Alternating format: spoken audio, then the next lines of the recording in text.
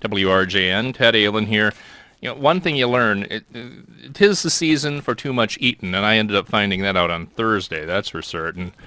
Oh boy, you can be the most, and I got news for you. We're ramping up from here, where you can be the most disciplined of dieters and the most fanatical about fitness, but most cannot claim that they can be good when it comes to eating and drinking at holiday parties and gatherings. And so, to help you and to help me, out comes Justine SanFilippo, and she's a certified health coach, nutritionist. She wants you to keep your waistline in check this holiday season with her new book, Lose Your Inches Without Losing Your Mind, 10 Simple Weeks to a Slimmer Waistline and a Healthier You.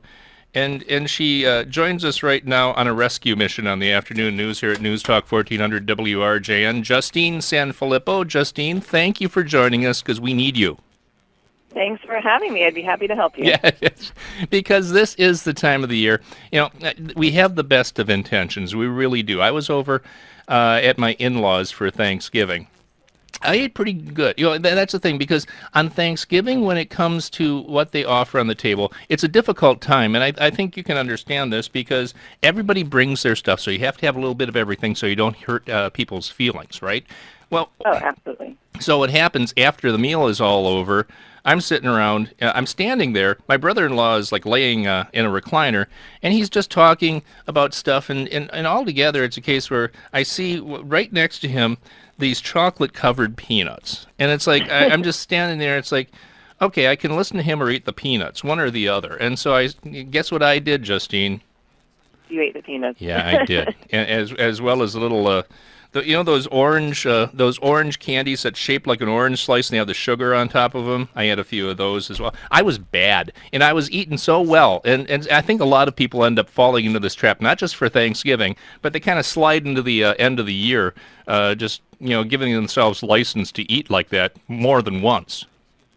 I think so, too. And I think one way to go into the holidays to not expand your waistline, and so your pants still fit come January 1st, is just to go into that mindset of not giving up. Because I think a lot of people say, well, it's the holidays, I'll deal with it in January. But then January comes along, and then they've gained 10 pounds, and they're up a size, and then they'll do the resolution like a lot of people do, and then a few days later they've given up yet again. So I really try to help people with sustainable lifestyle changes, including maintaining your waistline through the holidays. Because it's less on the waistline and in the willpower, and just making changes to your general living situation. Because it comes down really to making sure that you are eating well. And and Justine, one thing I can mention about last Thanksgiving when I was gnawing on all that stuff, the chocolate-covered peanuts and those orange slice thingies, I learned that next year, should I go down there, and I probably will, I bring along some carrots and celery. That way, it will divert me from having this stuff sitting around like that. I got something good to eat, and it fills you up. And because a lot of people, I played this Weight Watchers ad that's airing right now, and I don't know if you ended up hearing it, because it's a parody on If You're Happy and You Know It, Clap Your Hands. And if you're happy and you know it, eat a snack. If you're sad and you know it, eat a snack. If you're anxious and you know it, it goes through all these different situations that cause you to eat. And I think that's another factor that plays into it, because we were talking to another guest about dealing with relatives you may not necessarily be all that keen on during the holiday season. And because of that anxiety, you eat. And so that's the thing. It's really coming down to real lifestyle changes with a number of different areas, right? Absolutely. And with something like that, one thing, in college I put on 45 pounds in 4 sizes. So I know what people go through to try to lose weight, because I've done it all wrong myself until I figured out the healthy way. But with, say, stress eating, or if there's various triggers around, whether it be relatives or going into a new environment, I think it's important for a person to realize what their triggers are, so that they can change their path. And just like you said, so next year I'm going to bring down healthy snacks so that you'll have them on hand. Different changes like that really lead to long-term success, but it's really recognizing what your triggers are and then changing those patterns. Yeah, and that's the key because it's behavior. And let's go through these tips that you have. You have 11 listed. I don't know if we're going to be able to go through all of them, but let's go through as many as we can because it's very important. One of them I was mentioning to you about when we first before we went on the air here, and that is maintaining an exercise routine during the holiday season. If you don't have one, get one going. I think that's probably the only way I've kept off my weight for 14 years during the holidays is whatever I'm doing before with exercise is to maintain it through the season. So, for example, for Thanksgiving, I was with my family in Texas for a week. And granted, like my normal exercise classes aren't around because I'm in a completely different state. I live in California. But every single morning, I made a point to go on a walk. I took my dog walking. I went on at least a half-hour walk, and that was just my routine every single day, no matter what. So if I did have a slice of pie or a glass of wine later, I didn't feel bad about it, and then my waistline stayed the same. So I think exercise is probably the most important thing. And if you don't have an exercise routine now, you could start with as little as 15 minutes a day. It could be simply taking the stairs at work a few times, parking a little farther away from your office building, so you're adding in a little bit more walking. Or if you're able to, I mean, it depends on your work situation or if you're home, it's just going on a 15 to 20-minute walk. And it really does add up over time. Right, and you live out in California, so it's one thing I know it's a little chilly where you are. Yeah, one thing I can do that you can't do is snow shoveling to get you in shape. So there you go. That burns a ton of calories. I mean, go shovel snow for 10, 15 minutes and you are good. Yeah, indeed. Now, the next thing is keeping healthy portions in mind, especially on Thanksgiving. I mean, healthy portions should be sort of a general rule of thumb. So, for example, I know like on Thanksgiving, like mashed potatoes are really popular. But one serving of mashed potatoes is about the size of your fist, which is equivalent to about a cup, or smaller. So if you know you're going, say, to a party or over to a friend's house for dinner, and they serve you something like that, then you could just use that eyeball effect to see what a portion would be of mashed potatoes, for example. 3 to 4 ounces of meat is about the size of the palm of your hand or a deck of cards. So it's just simple things like that. It's just keeping healthy portions in mind, but at the same time, if you're craving like, you know, a few candy peanuts or a few candies here and there, it's just to have a couple, and then you get the craving out of the way, and then you can just move on. You mentioned about this before, going out on a long walk or a workout on the day of a holiday, the morning of a holiday, or before a party. And I think that's very important. Another thing, too, is basically eating beforehand, eating good things to fill you up so you're less likely to dive at the other stuff. Absolutely. So I've been doing this for years. If I'm ever invited to a social event or a party, and here's the thing with holiday parties is you don't know if they're going to serve food, if they do, if it'll be enough. You don't know what they're going to be serving. So I always eat something before I go. Usually something with protein, maybe like a little turkey sandwich, just enough to keep you satiated. But another reason I do that is because if you plan on having an alcoholic beverage or two at the holiday party, that way you're walking in with something on your stomach already. Right. So it'll absorb the alcohol. It won't hit you as hard, and you're more apt to make better choices throughout the rest of the evening. Indeed. One rule of thumb that you list here is leftovers are your friends. Yes, they are.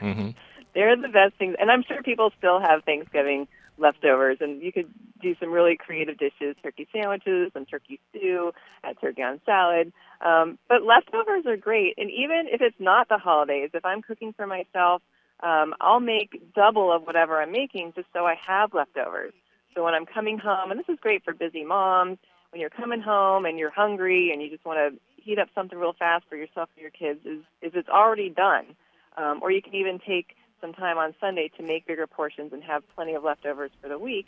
Because, again, we're all busy, we're all working, we're all doing various things, and that way you can eat healthy without taking up too much time. Yeah, and the other thing is, too, if you're going off to a restaurant during the holidays, because a lot of people get together at restaurants, you don't feel obligated to eat everything on your plate, because that's a great trap to get into. Don't be afraid to ask for the box.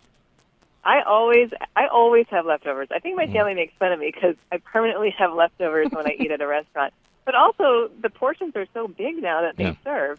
So if you don't want to have leftovers, you could always split an entree with a friend. But again, leftovers are great because then the next day you can have part of your dinner for lunch.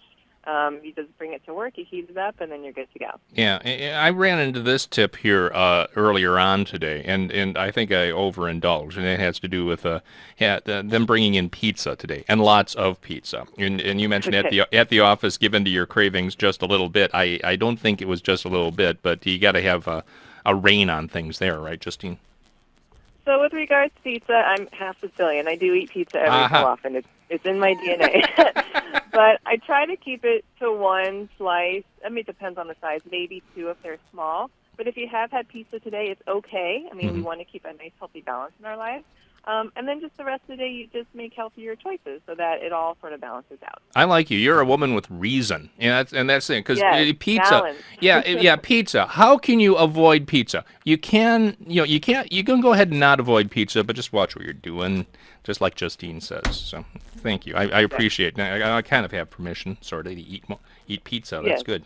Good. Yeah, and we just mentioned bring your own healthy snacks to work to avoid temptation.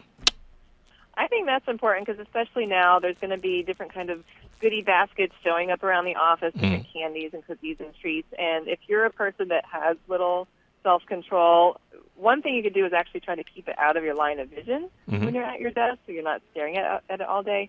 But another thing to do is have the healthy snacks on hand, like fruit, vegetables, nuts, Greek yogurt, maybe some string cheese, and eat those first. So if the candy is still calling your name, go over and have a piece, and then, again, get the craving out of the way, but you're basically full on healthier foods. And one place that is a great magnet for having that stuff come to sit around the office is a radio station. People bring that stuff in. So it's just, it makes the holidays sometimes torturous, especially if you're trying to watch what you're eating along the way. At parties, keep a 2-drink maximum or don't drink at all. Well, if it's a holiday party, especially if it's more of networking professional. Oh, yeah. I think a 2-drink maximum is good just for the calorie part. All alcoholic beverages are empty calories, so whatever is not burned will be stored as fat because it's recognized as sugar in the body. But on the other hand, you don't want to drink too much because you don't want to regret anything you say or do the next day in the office. Right. That's when you might be a little bit embarrassed. So. But you also don't have to drink. So if you feel you don't want to, or you really are focused on maintaining your waistline, you can just have like some seltzer water with some lime or lemon in it, and nobody would know the difference. And the tip you gave too about eating before going to a party comes in handy for that aspect as well. Because let's just face it, you want to, in many cases, having a good base before you imbibe in alcoholic beverages does come in handy. So basically what's going on, if you have a couple of drinks but you ate beforehand, you're not noshing all night long, and you're probably going to stay, all right considering how you handle liquor or alcohol or whatever. Exactly. So you'll have food on your stomach to absorb it. You'll make healthier choices, and also your inhibitions won't be lowered, like if you do drink too much. Right. And that's when they'll run over to the buffet table, the appetizers, the desserts, because they're like, oh, whatever. But then the next day, that's when they sort of regret that. Indeed. And the last two, first of all, it's okay to say no when it comes to being, going to a party. And secondly, remembering the reason for the season, Justine. Yes. I mean, somehow the holidays have gotten to be all about food, and then when we get closer to Christmas time, it's all about presents, what you're giving and getting. And I think people sort of lose focus sometimes as to it's just about being appreciative of what you have, for appreciating your loved ones, your family, and your friends, and just being thankful. It's not about all the stuff.